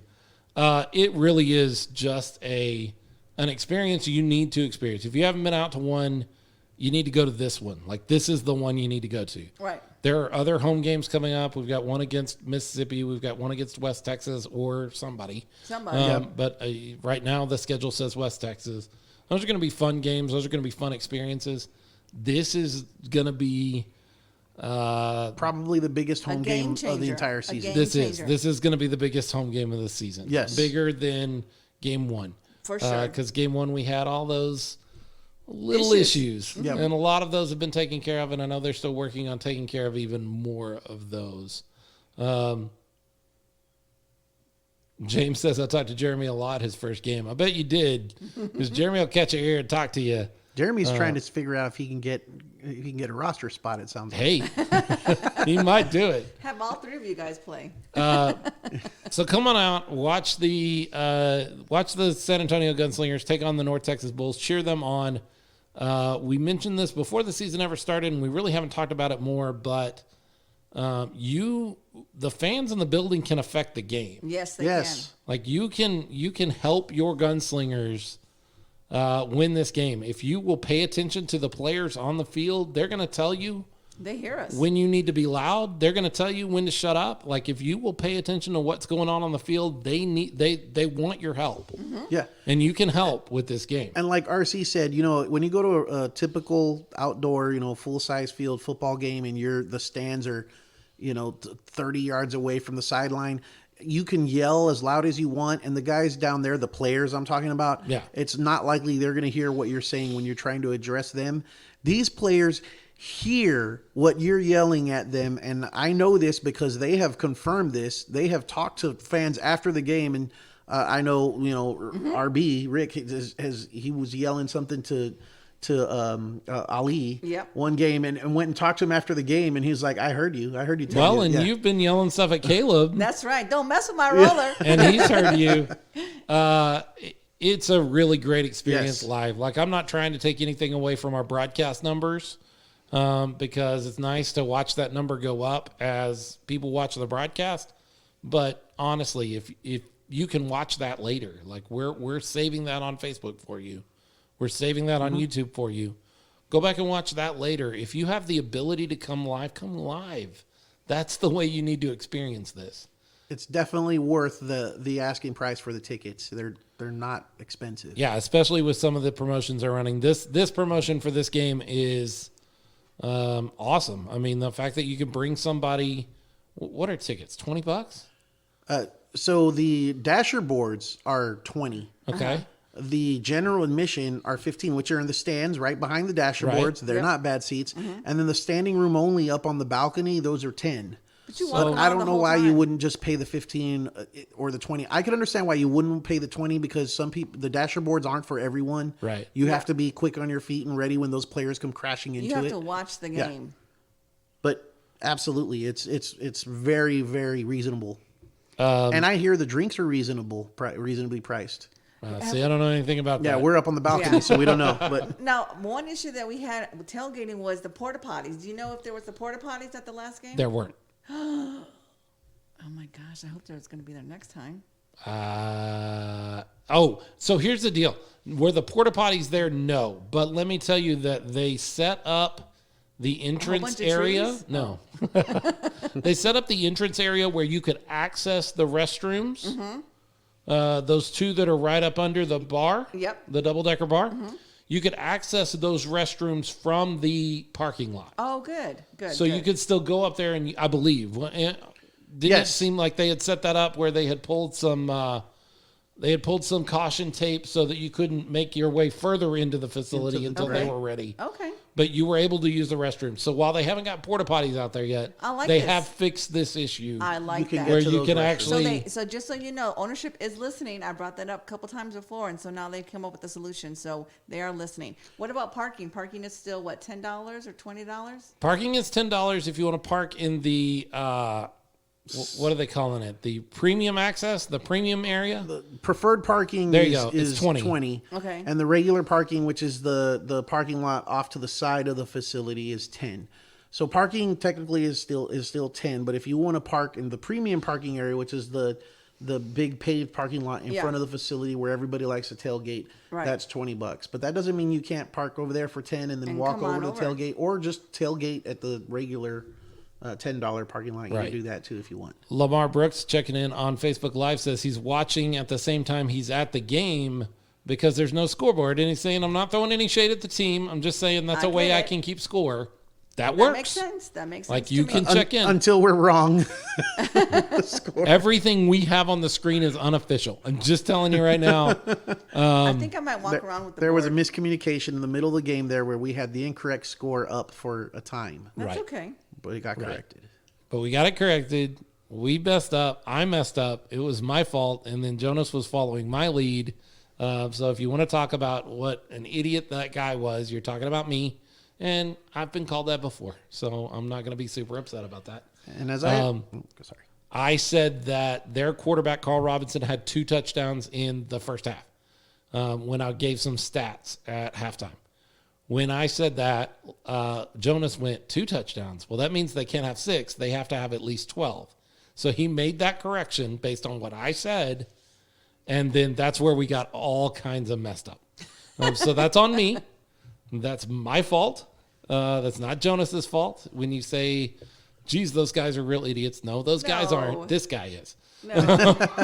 Because I can't add my box. I draw a box around touchdown plays, and I saw 2 boxes instead of 1 box. That's on me. Yeah, you're just trying to do your quarterback comparison.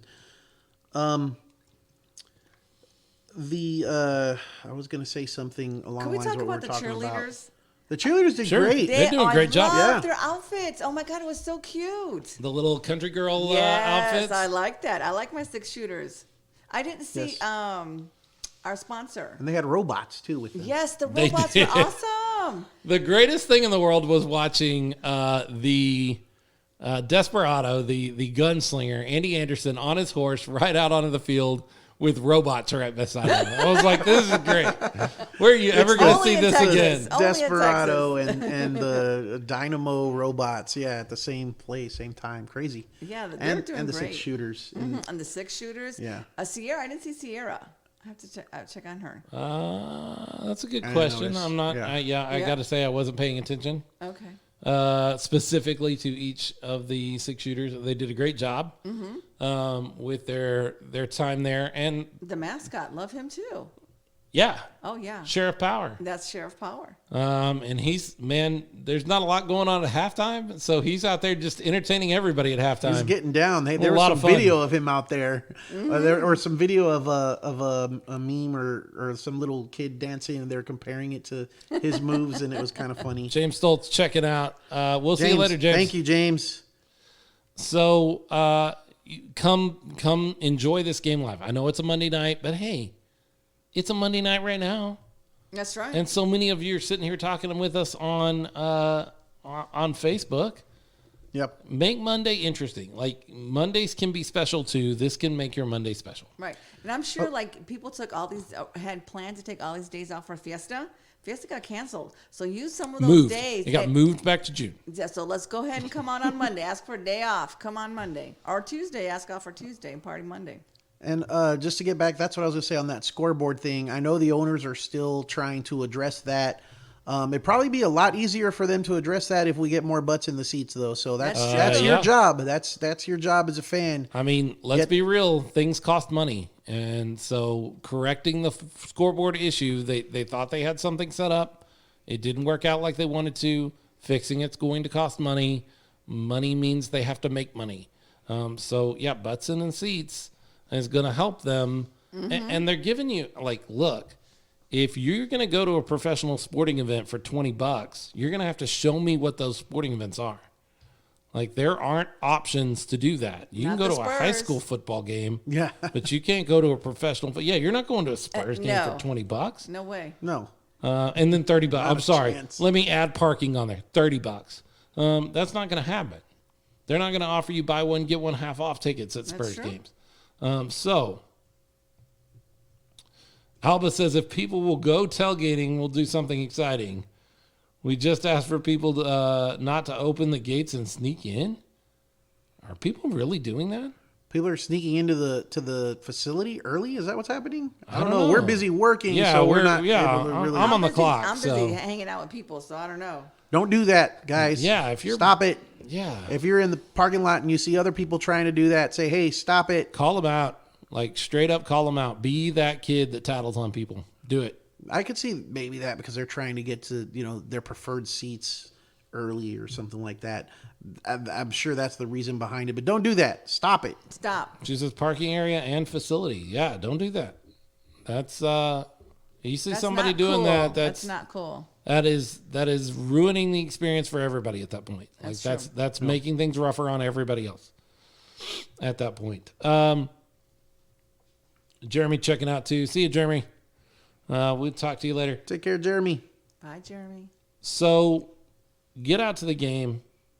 Enjoy the game. Be loud for the game. Get out to this game. Get to this game. Trust me. Like you're going to love it. This is the game. We want it to be a bull slaughter. BS, right? I'm back to that. We're back to that. Hey, it is what it is. You heard it here from RC. That's right. From RC. And we got better tacos than them, too. Of course. Up in North Texas, for sure. Yeah. And it will set up, if the Gunslingers can find a way to win this game, it will set up what will be amazing in that final game of the season. Everything will kind of ride on that at that point. Mm-hmm. Like, both teams will have beat each other. I really feel like we get to that final game on June 5th or 6th. I think it's the 5th. On June 5th in North Texas, like that, everything will ride on that game at that point. That'd be awesome to get like a caravan of fans going up there to represent for sure. San Antonio in that last game. That would be good. That would be cool. The only way that's going to happen if the division is on the line on that game. So don't let us down, Gunslingers. I know you won't, but don't let us down this game. Come on, posse, help us out. So let's pack. What have we said? 3,000. We need to get over 3,000 at a game. Yes. Mm-hmm.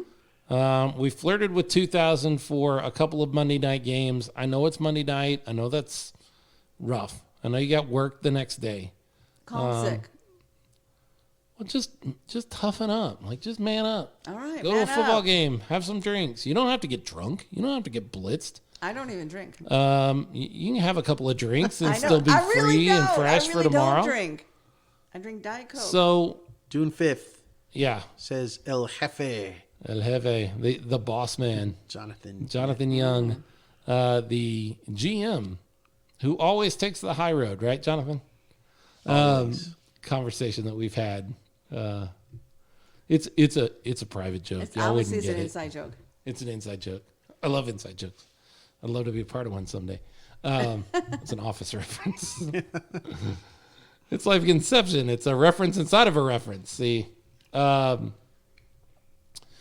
So one more thing. Oh, speaking of that, we did not talk about something with the Mississippi Raiders that I was going to bring up. Oh, yeah. I thought, yeah. Oh, that's right. You said you were going to talk about it. Yeah, I said I was going to talk about Someone very familiar with is now May 15th. We're going to have a return. We're going to have somebody returning to the San Antonio Rose Palace when Mississippi Raiders come in. But on the other side. Yeah. William Richardson, who Boss Hog. Oh, that's right. just wasn't able to find a good fit here. Yeah, things didn't work out, but Didn't work out, so he has wish him well. He has been released from the Gunslingers, and he has signed on to play over there in Mississippi, and he will be returning to the field, returning to the Rose Palace on May 15th. So wearing silver and black. yeah, at least silver. I guess they'll be wearing silver and black. Yeah. I guess they'll be wearing the black jerseys. I don't know if we're going to go with the white jerseys all the time at home. He's going to have to wear that sparkly helmet. Yeah, the disco ball. The disco ball. He will be wearing the disco ball, but it'll be good. You know, I'm glad he's caught on somewhere. We've talked about Nate Mace moving on as well. He's caught on somewhere, but not anywhere that's going to play against the Gunslingers. He's going to be out in West Texas with the Warbirds. This is the nature of indoor football on this level. It's a business, It's but the nature of football in any, well, not in high school, but at any level over college. folks are going to move around. I love the fact that so many of these guys, it's not there's no ill will either way. It's just like, hey, it wasn't a good fit. I'm going to go find a better fit. Or I'm going to try to find a better fit. That's great. And they're good guys, you know, because even Nate, he's going to be my trainer. He's going to get me into shape. He's gonna get you in shape, huh? So I can be ready for tailgating and for that cheerleading, that head cheerleader spot. There you go. There you go. More power to you, RC. Thank you. So that's coming up later in, well, about a month, I guess. A little less than a month. William will be coming back in with the Mississippi Raiders. A Mississippi Raiders team, by the way, we talked about the Gunslingers and the North Texas Bulls and how the Bulls don't need to sleep on the Gunslingers because that was our first game and it's a completely different team. They can sleep. Let them sleep. The Gunslingers need to also think that way about the Mississippi Raiders. That's true. Yeah. Like I've been watching them, and they're starting to figure some things out too. So, ditto. Like you can't take Mississippi lightly. You can't be like, well, we beat them once, so we'll beat them twice. Doesn't always work that way. I think the Gunslingers have learned some things this season where they're not going to take anybody lightly. I hope so. Lesson learned. I hope so. So all of that is coming up in the future, but the thing that we really just can't say enough is don't miss next Monday night. That's right. Make your plans. Like if you've been thinking about it, if you've been unsure, if you just haven't made it out and you're like, well, the game's going to be broadcast on YouTube anyway. Yeah, it is. It's just not the same. Totally not the same. I wish I could be down in the stands. I'm up there in the broadcast. And believe me, I would rather be in the stands, but, you know, that's how it is. Well, yeah, he has to stand next to me. I got to listen to me talk for 3 hours. Wow. And the whole 3 hours. Like, you get breaks from me occasionally when we play ads and stuff, but Leo doesn't get that. He just has to hear me talk. Good golly. Constantly. 3 hours. He lost his voice. Aw. But he found it. I did. I found it. It's right here. Golden pipes that I have. Get out to this game. Take advantage of this promotion. Get out there early. 4 o'clock or so, I think, is when they've been opening the parking lot up. Come join us. We get out there usually for 30 minutes or so. We're usually pretty busy getting everything set up and ready for the game, but we get out there for 30 minutes or so. RC's usually out there most of the time. Right away. As soon as I open that door, I'm out meeting people. We can join you for more time if anybody wants to, you know, volunteer to pull cable and stuff like that. Hey. But get out to this game. Like, make it a special event because it is. It's a special event. It's pro football in San Antonio, and this is probably going to be the best game of the season. It's going to be right here in San Antonio. Yep. It, Pack the palace. pack the Pack the palace. palace. Make it happen. Let's get 3,000 people there, and just blow that place out. Like make the referees throw their flags because we're Where's too your loud. flag? Where's your flag? You guys are saying defense Yeah. too much. It's a flag. Yeah, no, get out there and make a big deal about this because it's pro football in San Antonio. If you've been sleeping on it, don't. If you haven't, you're going to be at the game because you know what a good time it is, and what a good experience it is. I have a funny idea. Okay, let's hear it. I say every fan that comes brings like a little yellow rag, and then when the referees make a bad call, we throw the flag. Just wave it. That Just wave would it. be Just wave it. hilarious, Let's actually. do it. Let's do it. Yellow. Let's see some yellow flags Oh, out Come there. on, gosh. people, If- you can if- do it. If we could get yellow strips of material and I'm hand gonna them pass them out out. at the Yes. at the line coming in, oh my goodness! That I got to would be tell you great. right now, I cannot see any negative ramifications from trolling the referees during a game. No, I they can't do anything about it. Pull out those yellow flags and just wave them up in the. We have to do it. That, we have to do that it. is probably the duration of you've had a lot of great ideas. That is your best idea. That is a great idea. Oh, okay, cool. That's a great idea. Let's get some yellow fabric, something, Something. just yellow. Everybody bring something yellow to the game and just wave and it. just wave it. A wave yellow, it. Oh my yellow God. handkerchief Yes. or Bandana. You name bandana. towel. You just- name it. Socks. Bring a sock. I Bring don't know. out some Love it.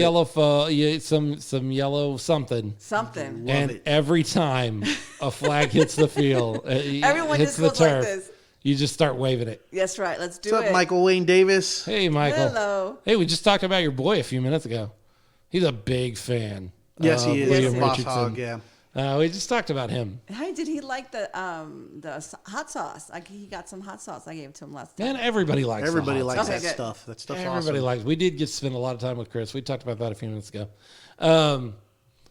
So that's it. Like that's all there is to say. Like get to this game, whatever it takes. Pack the palace. Pack the palace. Hashtag Bring your flags. Your bring yellow yellow flags. Bring or your yellow whatever. flag. Yellow everything. More signs in the stand too. We talked about the one person Yes. that held up the defense sign. Oh, I want to that's see right. more signs in the stand. I love a good pun. If you can get a good pun and face it toward the camera, I guarantee you're going to get on the broadcast. All right. Like if you can think of good puns around player names or team names or just really good puns, I guarantee Okay, let's do it. you can get on the broadcast as long as you're facing the camera. Now, if you're standing right beside Jonas and you never face your sign toward him, But you can walk around. yeah. But I love puns. Get some more signs out there. That would be a blast. So, with all of that being said, you got any more? No, that's it. You got any more? I think I'm done. Okay, well, we're going to wrap things up right there. Well, there's nothing left to say except that the Smokin Gunz podcast is brought to you by Texas Sports LMT, and that stands for Licensed Massage Therapist. Specializes in sports massage, sports stretch, Swedish, and deep tissue massage. Texas Sports LMT has been in business 8 years and was nominated Best of San Antonio 3 years in a row. She worked alongside the San Antonio Commanders, making sure they were game day ready at all times. She has also worked and provided sports stretch to numerous players from the NFL and the NFL Combine. Sports stretch is structured to be performed on athletes of any size and stature. It is safe for just about anyone who is looking to gain flexibility in order to perform better on the field, in the gym, and in everyday activities. Give Laura, the Texas Sports LMT, a call to set up an appointment today at 210-459-0176. Again, that's 210-459-0176. It's not how you train, it's how you recover.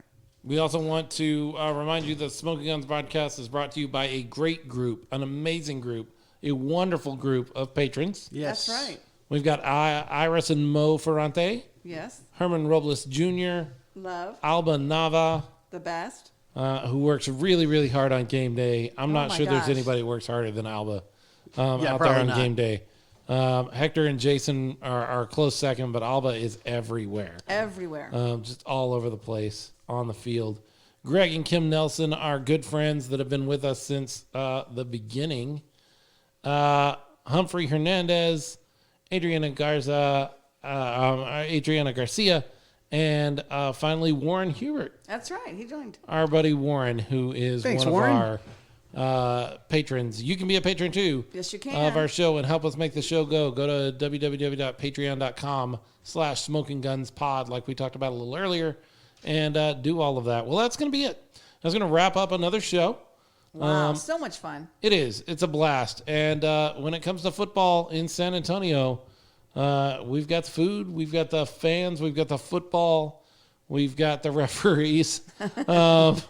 We've got everything here in San Antonio to make football. And we've got a message for all those bulls up in North Texas. The enemy. Bull slaughter. We've got the BS.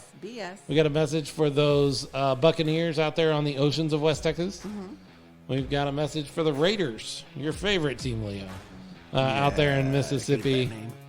We've got a message for the Wild Men up there in Austin, who came down and gave us 2 really good games. They got the message 2 weeks in a row. Yeah, Yes, they they did. did. Back to back. And that message is very simple when it comes to football, when it comes to indoor football or football in the state of Texas. The 210 has got something to say. Bang, bang.